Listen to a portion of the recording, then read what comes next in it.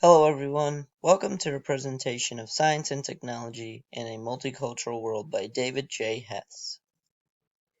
Here are the following table of contents for this presentation. So about David J. Hess. David J. Hess is a professor at Vanderbilt University for the Sociological Department. He is also a very interesting and inspirational author who's had many publications about sociology and the development of the world. His first publication dates back to 1987, Religion, Heterodox Science and Brazilian Culture. As well, he has multiple works in science, technology, health, and environment.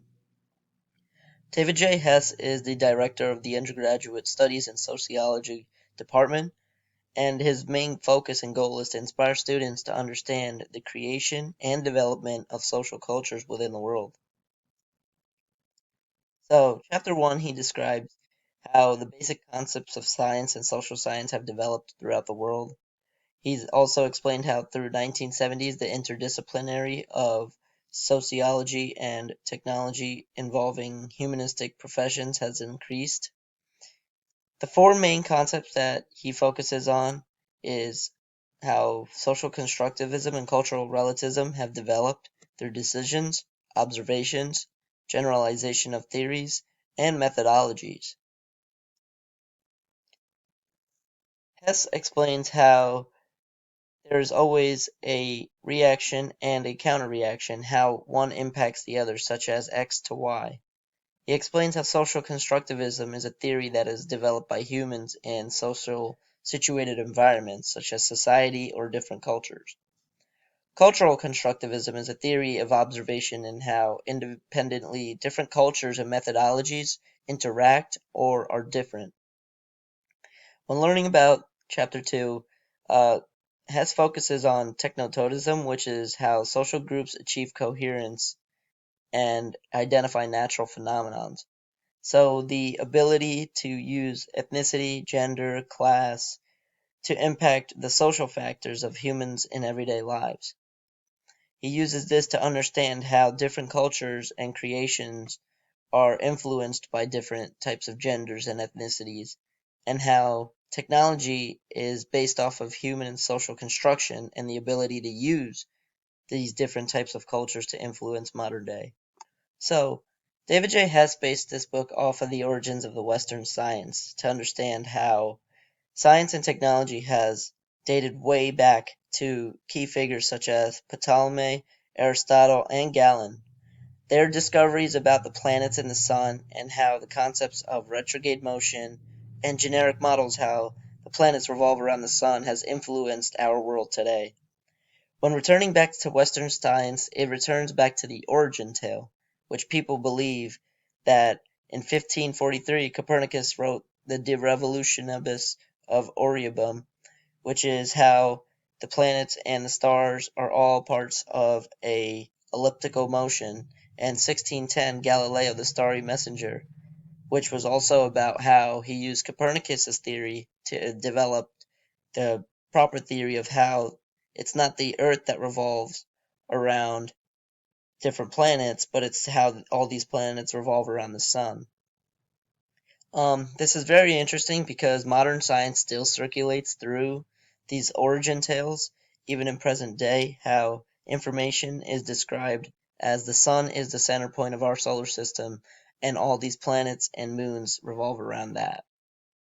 This also relates to the fact that in Western science there's many ways of telling a story, but this always comes back to the origin, developed by Western textbooks and developing by different theories that were evidence to show that even though there's a new story to tell through discovery, it always relates back to the origin or where the information was first found. Next, Hess explains how temporal cultures have developed throughout time. With previous existing theories and research, it's a common concept of learning new information and question how information of humans is interpreted and how they live in society with constant discoveries. He explains about temporal cultures in technoscience. So temporal cultures are a concept that was developed how cultures change throughout time. The theory of ruptures argues that the world is a radical change and it's inevitable. The fact that we always learn about new information through science and the development of technology. And then when understanding the different perspective, there's a distinction between classical progressive cultures and the development of modernist and postmodernist cultures, and how it's been established to become a norm in present day. This is very interesting because temporal cultures influences discovery, as Hess explains, that there's always a question to be asked on why is something in present day the way it is and how it can change for the future. Next, Hess explains the social relations and structures of scientific and technological communities. He explains the high context styles in which a great deal is embedded in the context of the appearance, settings of social relationships. Examples, such as the French, the ability to understand the language. Low context styles in which information is conveyed is primarily in verbal messages, such as orientations toward time. When understanding social relations, basically, Hess explains the polychronic, which time depends on social relations, and the monochronic, which is the schedule-oriented who tend to do one thing at a time and view something that can be spent and wasted. Hess also goes in depth to understand how science and technology is interpreted differently during cultural reconstruction in broader society. Scientists usually work for someone who is concerned about the profit of an organization or growth of survival.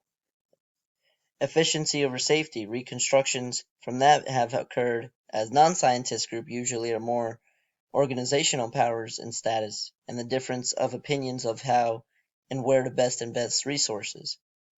The difference between the scientific and non-scientific are built at the same time, the difference between the dominant groups and local communities.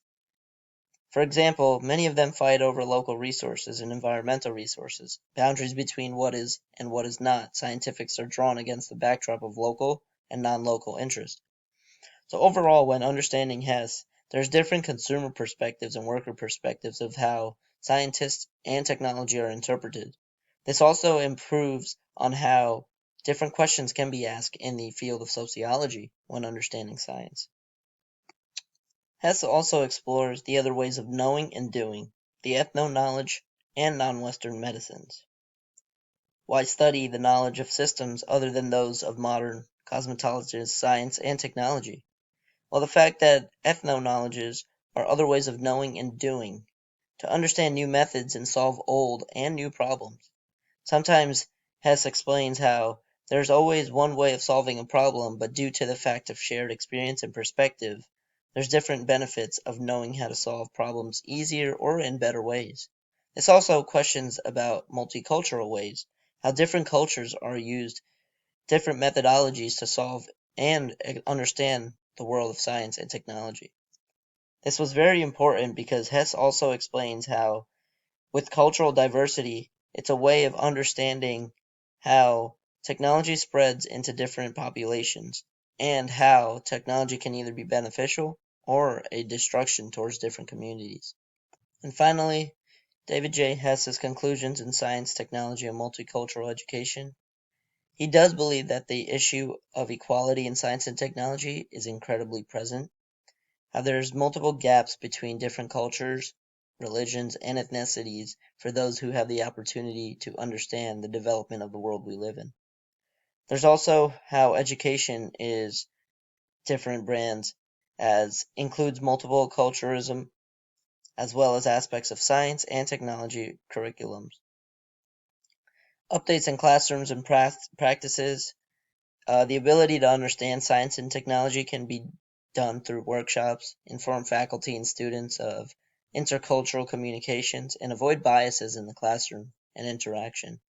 As Hess also enforces that the ability to learn about science and technology is a human right to understand the knowledge of previous origins, as well as developing and asking questions about the future we live in. In relation to class materials and overall reactions, Hess cites many individuals who are experts in their field to create the foundation for his perspective on science and technology in a multiculturalism. Hess references one of our class materials, Descartes' idea of "per in which workers surreptitiously use companies' resources and clock time to their own purposes, such as letter writing, phone calls, and so on. He also has used the influence of how science and technology in a multicultural world has published since 1995, but we find it incredibly relevant in society today. Hess provides many examples of how science and technology are influenced by cultures and throughout the different publications and research that is found. Relationship to other sources. Although Hess's publication has been very recent in 2017, there are different reviews as well as publications that use his information. So recently, Hess has used his foundings from this book and one of his other writings, such as Social Technical Matters and Reviewing Integrated Science and Technology Studies in the Energy of Social Science, and as well as different authors such as Woodson Thomas, who has wrote about the Stronger Together Inclusive Innovations and Undone Science Frameworks.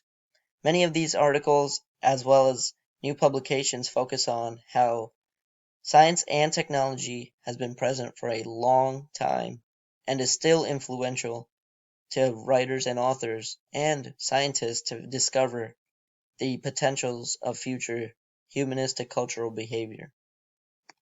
And finally, the discussion questions. How can you use science and technology in present day to be beneficial to human development and interaction in a multicultural world? How can it be detrimental to humanity as a whole? And what are the potential issues of revising history? How is the connections between science and technology important when understanding the origin tales of human development? What ways does learning about origin stories differ or are similar from country to country? TJ Hess provides with many illustrations of relationship between local societies and non-local societies and how science and technology affects these relationships. Provide your own example of this type of relationship and explain the influence, pros and cons of science and technologies used in this dynamic. Overall, DJ Hess is very influential, and this book is very interesting to learn about.